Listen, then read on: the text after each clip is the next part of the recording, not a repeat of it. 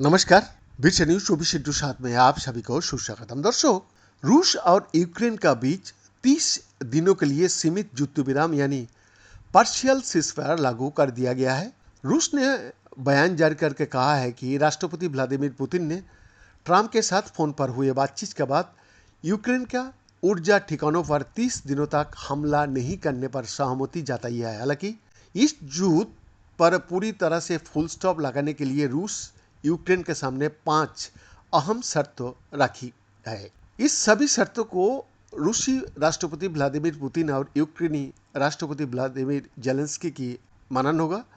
America और रूस के बीच हुई बातचीत के बाद इन्हीं शर्तों पर सहमति बनी है।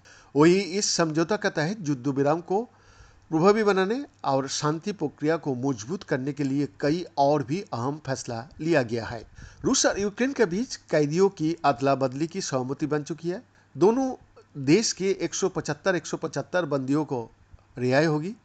इसके अलावा रूस ने सद्भावना दिखाते हुए 23 गंभीर रूप से घायल यूक्रेनी सैनिकों को कीव को सौंपने का भी फैसला लिया है। इस कदम को शांति वार्ता को आगे बढ़ाने के लिए एक सकारात्मक संकेत माना जा रहा है कि कैदियों की रिहाई से दोनों देशों के बीच विश्वास बढ़ेगा और संघर्ष विराम के स्थायी समाधान की ओर एक मजबूत आधार तैयार हो। रूस और यूक्रेन के बीच ब्लैक सी में चल रहे तनाव को कम करने के लिए भी एक अहम फैसला लिया गया है।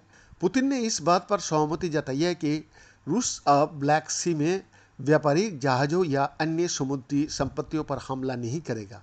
इस फैसले से ब्लैक सी के माध्यम से होने वाली वैश्विक व्यापार सुरक्षित होगा और यूक्रेन को आवश्यक सामान और सेना सहायता की आपूर्ति जारी रहेगा। फिलहाल 30 दिनों के लिए युद्ध विराम लागू किया गया है, लेकिन इसका स्थायी समाधान निकालने के लिए रूस और यूक्रेन के बीच आगे और गहरी बातचीत होगी और इस मुद्दे को लेकर रूस और अमेरिका ने एक संयुक्त विशेषज्ञ समिति बनाने का फैसला किया है, जो युद्ध विराम को स्थायी रूप से लागू करने के लिए समाधान खोजेगी। इस समझौते के तहत यूक्रेन को किसी भी प्रकार की नई सेना भर्ती रोकनी होगी और उसे हथियारों की आपूर्ति भी बंद करनी होगी। बीएन का एक्सक्लूसिव रिपोर्ट, विश्व न्यूज 24/7 रांची।